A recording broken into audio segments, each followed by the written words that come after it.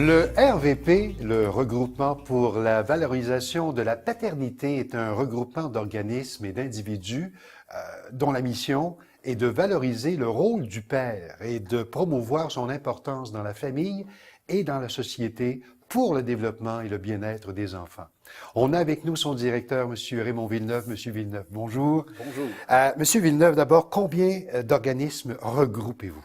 On a 150 membres un petit peu partout à travers le Québec, des organismes communautaires, des partenaires de différents secteurs, et tout le monde a à cœur de faire la promotion de l'engagement paternel.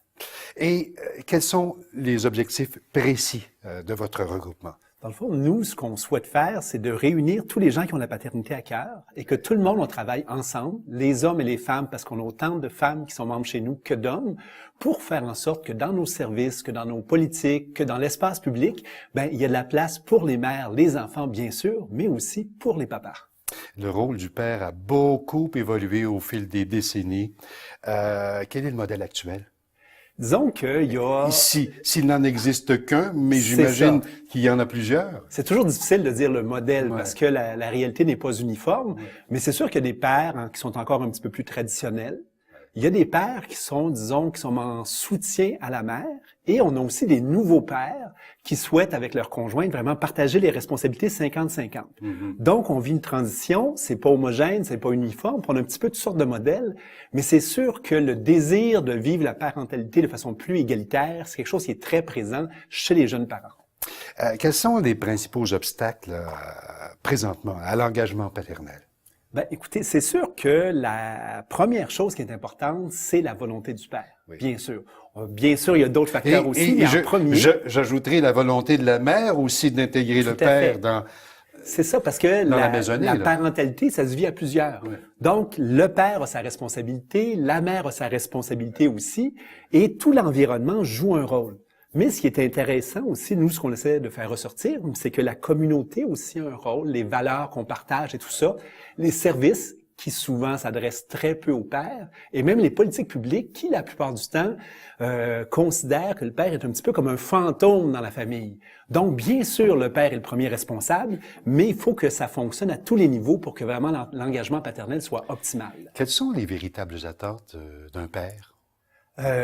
Ce qui est intéressant de nommer, c'est que, dans le fond, les pères sont vraiment en train de réinventer leur rôle. Écoutez, il y a 40 ans, c'était vraiment très différent de maintenant, et la plupart des pères d'aujourd'hui, même s'ils disent « j'ai eu un très bon père », mais pour moi, c'est différent. Les pères, dans le fond, eux autres, ce qu'ils retiennent maintenant, c'est que la relation avec leur enfant est beaucoup plus importante qu'elle était dans le passé. Parce qu'ils veulent être présents dans le quotidien des enfants. Pour eux, c'est important là, de vraiment bâtir ce lien-là, et si possible, vraiment en bas âge. Donc, vraiment, le rapport affectif est beaucoup plus important. Pour le restant, les pères sont un peu... ils ont beaucoup plus de lâcher-prise qu'on constate souvent que les mères. Les pères se disent comme ci ou comme ça, c'est pas super grave, mais ce qui est important, dans le fond, c'est la relation avec mon enfant et, dans le fond, qu'on ait une bonne relation avec la mère. C'est ça, beaucoup, qui est au centre des préoccupations des pères. Au Québec, vous me disiez presque 200 membres chez vous. Quelle est la gamme de services qui est offerte? C'est sûr que nous, on est un regroupement d'organismes. Oui. Il y a des organismes qui donnent les services directement aux pères, mais nous, ce qu'on fait, c'est qu'on met des gens ensemble pour faire avancer notre cause. Donc, ce qu'on fait, comme la semaine dernière, on avait notre colloque annuel. Au mois de juin, on a une semaine québécoise de la paternité. Ça va être la 3e édition cette année. L'année passée, il y a quand même eu 91 activités dans 15 régions du Québec. On participe à beaucoup de projets de recherche pour qu'on comprenne mieux les enjeux qui sont liés à la paternité. On est aussi partenaire d'intervention terrain.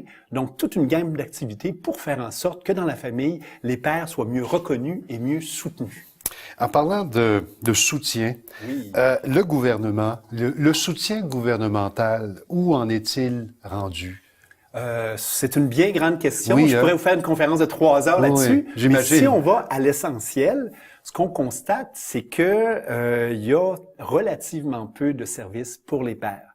Il y a quelques très belles initiatives au niveau du monde communautaire. Dans les maisons de la famille, les gens sont de plus en plus préoccupés par la question des pères, mais il y a encore beaucoup de travail à faire. Parce que trop souvent, la conception de la famille, c'est vraiment une conception mère-enfant et on oublie le père. Par contre, On voit de plus en plus d'organismes, d'individus qui disent qu'il faudrait faire quelque chose, mais pour vraiment aller au bout de cette idée-là, il faudrait que dans nos politiques publiques, dans les programmes officiels, vraiment les pairs apparaissent. J'imagine que ça fait partie d'un de vos rôles. Absolument. D'haranguer le gouvernement pour lui demander... Nous, il y a 2 semaines, le 2 février dernier, on a lancé une étude sur la place des pairs dans les politiques publiques. Et si je vais à l'essentiel de cette étude-là, dans le fond, ce qu'on met en lumière, c'est qu'il y a 2 politiques publiques qui touchent les pères au Québec. Le congé de paternité, dans le cadre de l'assurance parentale. Qui est relativement récent aussi. Hein? C'est ça qui est une très, très belle mesure. 80% des pères qui ont le droit prennent le congé de paternité. Ouais. Et il y a la mesure 13 du plan d'action pour l'égalité qui soutient les organismes communautaires qui veulent apprendre à travailler davantage avec les pères. Donc, 2 très belles mesures. Mais une fois qu'on a passé à travers ces 2 mesures-là, on doit constater qu'il y a à peu près rien dans l'ensemble des autres mesures. Ce qui veut pas dire qu'il n'y a pas des personnes bien intentionnées qui veulent soutenir les pères. Mais le cadre ne soutient pas pleinement les pères à ce niveau-là. Mais est-ce qu'il y a une évolution, disons, positive dans ce sens? Ah, tout à fait. C'est sûr que même juste dans les 5 dernières années, on voit vraiment que c'est un enjeu qui est là, qui est présent. Quand on interpelle les décideurs, les ministres et tout ça, tout le monde dit « Ah oui, c'est vrai, il faudrait faire quelque chose ». Là, ce qu'on souhaite maintenant, c'est qu'il y ait un véritable passage à l'action. Oui. Parce que c'est beau de le dire que c'est intéressant. Ce qu'on souhaite vraiment, c'est qu'on a vraiment une conception de la famille qui soit vraiment pleinement intégratrice des mères, des enfants, mais aussi des pères. Les besoins sont-ils uniformes à la grandeur du Québec? C'est sûr que ça varie quand même considérablement. Il y a des enjeux particuliers si on pense aux régions éloignées ou par exemple sur la Côte-Nord où les pères font du fly-out. Donc, ça fait des réalités sociales très particulières. Si on vient à Montréal, ben c'est sûr toute la question des pères immigrants, c'est un enjeu qui est particulier. Donc, c'est sûr qu'il y a des couleurs particulières à chacune des régions, mais il y a quand même beaucoup de choses qui sont en commun. Donc, les pères sont de plus en plus présents, faut en tenir compte, mais les réflexes sont pas encore tout à fait. La grosse question, que reste-t-il à faire d'après vous?